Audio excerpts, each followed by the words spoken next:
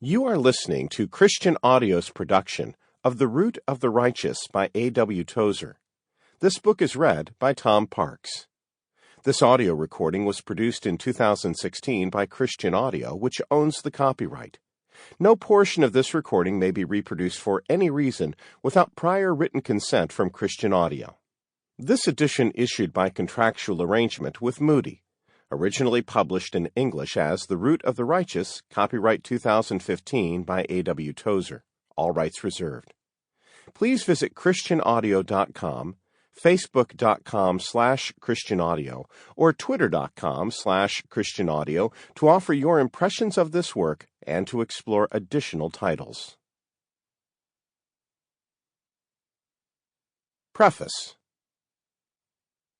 These chapters came into being over a period of about 5 years, and were written in many places and under a variety of interesting circumstances. They are in no sense quiet religious essays, but were born in the midst of life.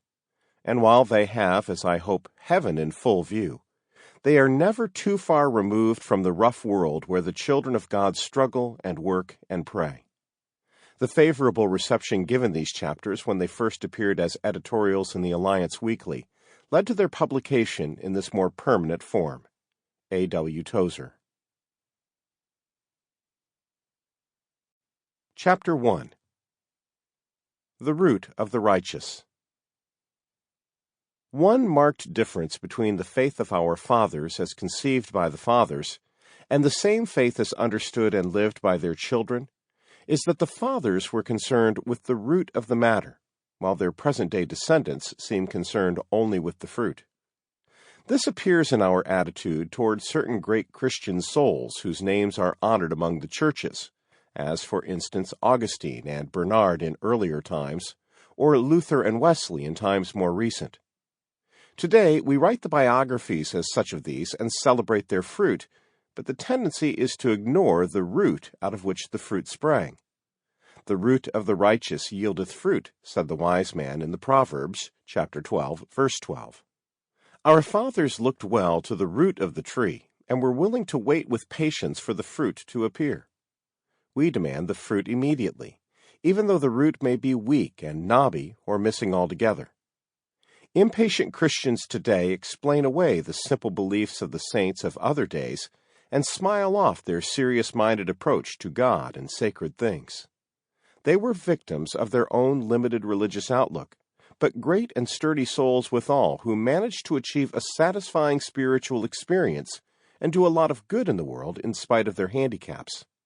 So we'll imitate their fruit without accepting their theology or inconveniencing ourselves too greatly by adopting their all-or-nothing attitude toward religion. So we say, or more likely think without saying, and every voice of wisdom, every datum of religious experience, every law of nature tells us how wrong we are. The bough that breaks off from the tree in a storm may bloom briefly and give to the unthinking passerby the impression that it is a healthy and fruitful branch, but its tender blossoms will soon perish, and the bough itself wither and die. There is no lasting life apart from the root. Much that passes for Christianity today is the brief, bright effort of the severed branch to bring forth its fruit in its season. But the deep laws of life are against it. Preoccupation with appearances and a corresponding neglect of the out-of-sight root of true spiritual life are prophetic signs which go unheeded. Immediate results are all that matter. Quick proofs of present success without a thought of next week or next year. Religious pragmatism is running wild among the orthodox. Truth is whatever works.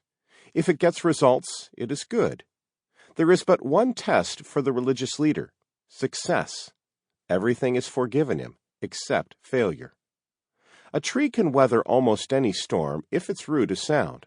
But when the fig tree which our Lord cursed dried up from the roots, it immediately withered away.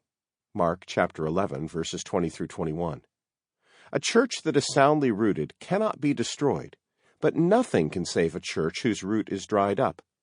No stimulation, no advertising campaigns, no gifts of money, and no beautiful edifice can bring back life to the rootless tree. With a happy disregard Sample complete. Ready to continue?